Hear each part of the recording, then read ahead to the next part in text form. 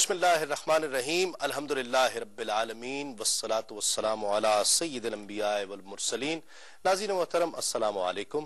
آپ کا میزبان تسلیم احمد صابری آپ کے پروگرام کیو ٹائم کے ساتھ حاضر خدمت ہے۔ آپ کی پروگرام میرے ساتھ دیکھا کرتے ہیں ہر جمعے کی شب کم و بیش رات 9 بجے سے 10 بجے تک براہ راست۔ ایک ایسی شخصیت کو ہم دعوت دیتے ہیں جو ایک چمکتا ہوا دمکتا ہوا تابندہ ستارہ ہو اور افق پر چمکتا ہو تو ہم سروں کو اٹھا کر جسے دیکھتے ہوں اور اس سے گفتگو کر کے اس کی زندگی کے حالات جان کر، کامیابی کو وہ راز جان کر، وہ اسرار جان کر کہ جس کی وجہ سے آج اس مقام اور اس مرتبے پر وہ شخصیت پہنچی ہو، ہم بھی اس سے کچھ سیکھ سکیں اور کچھ استفادہ کر سکیں۔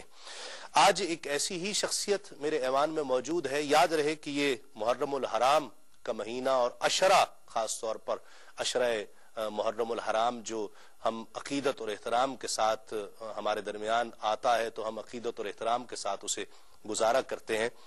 اسپیشل ایک پروگرام ارینج کیا میں نے اور کوشش کی کہ اس شخصیت کو دعوت دی جائے کہ جو آپ نے بہت زیادہ جس کا پروگرام پسند کیا اور ہمارے ہاں وہ پہلے بھی تشریف لا چکے ہیں، اور میں نے کوشش کی کہ اس شخصیت کو دوبارہ دعوت دی جائے اور بہت سے اصرار پر آپ لوگوں کے کہ انہیں دوبارہ دعوت دی جائے۔ ان کی شخصیت کے وہ چند ایک گوشے کہ جو پروگرام نہیں دیکھ سکے جو لوگ، وہ دوبارہ آپ تک پہنچے اور کچھ اور باتیں، کچھ نئی باتیں ان کی شخصیت کے حوالے سے ان کی گفتگو آپ تک پہنچ سکے۔ ہمارے ساتھ تشریف فرما ہے عالم اسلام کی بہت ہی معروف شخصیت، بہت ممتاز، محترم اور مصروف، محبوب اور مقبول شناخہ عالم اسلام کا، آپ کا، ہم سب کا بہت پسندیدہ الحاج محمد اویس رضا قادری۔ السلام علیکم۔ وعلیکم السلام۔ کیسے اویس بھائی، خیریت سے ہیں؟ الحمدللہ، طبیعت ٹھیک ہے آپ کی؟ الحمدللہ۔ خوش آمدید آپ کو ایک مرتبہ پھر کیو ٹائم میں۔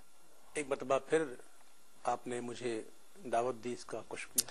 کیو ٹائم اسپیشل ہے آج، اور ہم نے کوشش کی کہ بہت اصرار تھا لوگوں کا کہ آپ کو دوبارہ بلایا جائے، زندگی کے وہ گوشے جن کو وہ ابھی تک نہیں جان پائے یا کچھ پوشیدہ ہیں ہم ان کو جان سکیں صرف استفادے کی غرض سے۔ بچپن کس طرح سے گزرا، سرسری طور پر یہاں سے شروع کرتے ہیں۔ بسم اللہ الرحمن الرحیم۔ سب سے پہلے تو میں اپنے ناظرین کو اور جہاں جہاں تک کیو ٹی وی کے ذریعے اس لائیو ٹیلی کاسٹ پروگرام جو ہو رہا ہے اس دیکھا جا رہا ہے، تمام میرے بھائیوں بہنوں کو مسلمانوں کے نئے سال کی مبارک۔ 1430 ہجری شروع ہو چکا۔ یہ کیسے آ گیا، کتنا ہم بڑے ہو گئے، وہ بچپن کی بات آپ نے کی۔ بچپن ہوتا ہے کھیل کود کا زمانہ، شرارتوں کا زمانہ، تو بچپن میرا بھی تقریباً اسی انداز سے گزرا۔ ہر بچہ کھیلتا ہے، کودتا ہے، شرارتیں کرتا ہے، لیکن الحمدللہ بچپن ہی سے نعت خوانی کا شوق مجھ میں رہا، اور میں پہلے بھی کافی پروگرام ہم کر چکے ہیں۔ ایک پروگرام کیا تھا ہم نے بہار نعت کے نام سے، بہار عید کے عنوان سے بہار نعت کی، جی ہاں، تو اس میں تو تقریباً 2.5 گھنٹے کا پروگرام تھا، بہت تفصیل سے تھا۔ میں مختصر عرض کرتا ہوں کہ نعت خوانی 8 سال کی عمر میں شروع کی میں نے، الحمدللہ۔ ٹھیک۔ اچھا یہ بتائیے، تربیت بہت ہی ضروری ہوتی ہے تعلیم کے ساتھ ساتھ، اور تربیت ایک ایسا گوشہ ہوتی ہے انسان کی زندگی کا کہ والدین جب تربیت کرتے ہیں اور بڑے ہو کر وہ تربیت نظر آتی ہے، جھلکتی ہے کہ یہ اس والدین کی اولاد ہے، اور اس کا کریڈٹ، ساری کریڈیبلٹی والدین کی ہوتی ہے۔ والدین کی تربیت کس طرح کی تھی کہ آج اویس اس انداز سے نظر آتا ہے؟ سختی تھی، نرمی تھی، کس طرح کرتے تھے؟ سب سے پہلے تو میں اللہ تعالیٰ غنی کا رحمت فرمائے میرے والد محترم کو، میں 10 سال کا تھا جب ان کا انتقال ہو چکا، اور ان کی جو محبت، جو ایک عام بندہ جس کے سر پر باپ کا سایہ رہتا ہے، وہ اتنا زیادہ مجھے حاصل نہیں ہوا، لیکن میرے بڑے بھائی ہیں، مجھ سے 8 سال بڑے ہیں، محمد انور نام ہے ان کا، تو انہوں نے باپ بن کر پرورش کی ہر مقام پر، اور والدہ بڑی شفیق ہیں، وہ ان کو کبھی غصہ نہیں آتا، اور کبھی آتا ہے تو میں اپنے آپ کو خوش نصیب تصور کرتا ہوں کہ والدہ کا غصہ بھی تو بہت اچھی چیز ہوتی ہے۔ تو والدہ شفیق ہیں۔ اور دوسری بات آپ نے جو کہا تربیت کے حوالے سے، تو تربیت جہاں گھر میں ہوتی ہے وہاں جس علاقے سے جس ماحول سے آپ وابستہ ہوتے ہیں سراؤنڈنگز سارے بھی اثرات آتے ہیں. تو الحمدللہ جس علاقے سے میرا تعلق تھا اولڈ ٹاؤن میٹھا در کے خادر کے جو علاقہ ہے بڑا قدیم علاقہ پرانا علاقہ ہے تو وہ یہ اس حساب سے ان معنوں میں کہ جیسے بڑی راتیں آتی ہیں بڑے دن آتے ہیں اسی محرم کے دن چل رہے ہیں اس طرح بھی انوش شریف کے دن آتے ہیں تو 10 دن 12 دن یہ محافلیں وہاں منعقد ہوتی تھی مختلف مساجد میں. تو وہاں ہفتے کے اندر 5 دن ایسے تھے جب ہر دن ایک مسجد میں حاضری ہوتی تھی ذکر اللہ ہوتا تھا 1-2 نعت ہوتی تھی سلام ہوتا تھا تو وہی کیفیت وہ سرشاری رہتی تھی. تو وہ ایک ماحول تھا علاقے کا الحمدللہ وہ ماحول جو ہے وہ اثر انداز ہوتا ہے انسان پر. کیسے کیا فرق دیکھتے ہیں اس دور کا؟ یقیناً وہ آپ کا بچپن کوئی بہت پرانی بات نہیں ہے لیکن اس کے باوجود جس انداز سے تبدیلی آ رہی ہے اب تو دن بدن تبدیلی آ رہی ہے نا, اس دور کو اور اس دور کو with the reference of تربیت کیسے دیکھ رہے ہیں؟ فرق آ گیا؟ جی فرق تو بہت آیا. اور کیوں آ گیا؟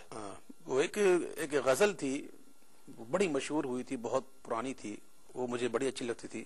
یہ دولت بھی لے لو یہ شہرت بھی لے لو بھلے چھین لو مجھ سے میری جوانی مگر مجھ کو لوٹا دو بچپن کا ساون وہ کاغذ کی کشتی وہ بارش کا پانی. تو بچپن بڑا اچھا تھا وہ دور بڑا پیارا دور تھا. دل میں بغض کینہ حسد یہ نہیں ہوا کرتے یہ فیچرز تھے اس دور کے. جیسے جیسے ترقی ہوتی رہی اور اب مثال کے طور پہ پہلے black and white T V ہوا کرتے تھے محلے میں کسی ایک گھر میں کلر ٹی وی آتا تھا تو سارے گھر کے محلے کے بچے ان کے گھر میں پہنچتے تھے دیکھنے کے لیے. اس وقت بچوں کے پروگرام آتے تھے الف لیلا کے نام سے آتا تھا پروگرام شاید آپ کو یاد ہونا ہو لیکن وہ پروگرام آتے تھے تو ایک محبت تھی. یہ نہیں تھا کہ کوئی گھر کے اندر آ رہا ہے تو منع کر دے چلو بھائی جاؤ ایسا کچھ نہیں تھا بلکہ مہمان کے آنے کی تمنا رہتی تھی کہ وہ گھر والے محبت سے پیش آتے تھے اور بٹھاتے تھے. تو ایک جیسے جیسے ترقی کی اور فریج آ گیا. پہلے فریج بہت کم ہوا کرتے تھے گھر کے اندر ایک ڈبہ ہوتا تھا اس کے اندر جالی لگی ہوتی تھی وہی سب چیزیں رہتی تھی. تو جیسے جیسے ترقی ہوئی تو یہ جو بغض ہے یہ حسد ہے یہ کینہ ہے یہ بیماریاں کچھ زیادہ ہی عام ہو گئی. بچپن میں ایسا نہیں تھا. کیا وجہ؟ جیسے میں اگر آپ سے کہوں کہ اس کو سمرائز کر لیں آپ نے وہ فیچرز بتائے کہ اس وقت حسد نہیں تھا ایک دوسرے سے جلن کا احساس نہیں ہوتا تھا غیبت نہیں تھی دھوکہ نہیں تھا اس انداز کا.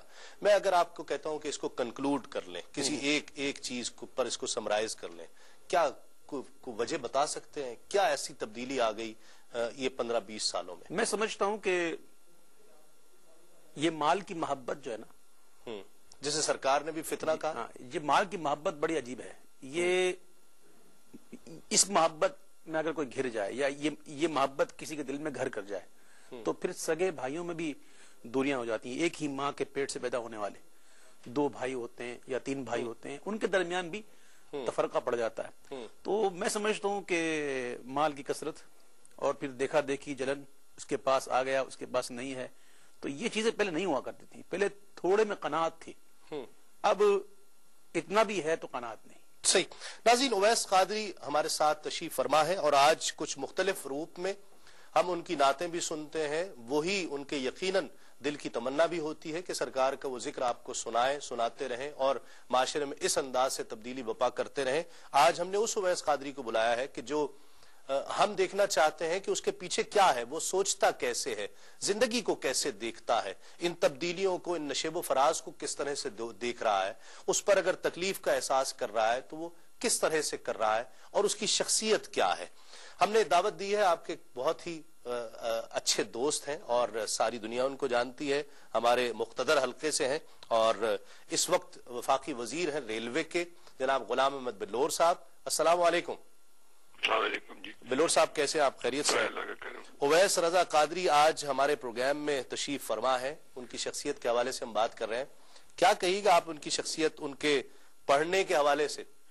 تو جی لوگوں کے دلوں میں انہوں نے تو گھر کر لیا ہے وہ تو بہت بہتر پڑھتے ہیں اور پھر یہ تو پڑھنا تو بہت لوگ پڑھتے ہیں پڑھنا ان کا مزہ آتا ہے ان کے اندر عشق ہو بات عشق کی ہوتی ہے. جی یہ تو پڑھ لینا تو ہر آدمی اٹھ کے پڑھ لے گا لیکن ان کے اندر ایک عشق جو جاگتا ہے نا حضور صلی اللہ علیہ وسلم کا ان کی حال کا تو یہ بڑے مزے کی بات ہے. اچھا بلور صاحب یہ فرمائیے گا آپ پشاور میں ہوتے ہیں اور نعت خوانی وہاں ذرا نسبتاً کم ہوتی ہے. جی جی آپ لیکن یقیناً نعت سنتے ہیں، کیوں ممتاز ہے اویس رضا قادری؟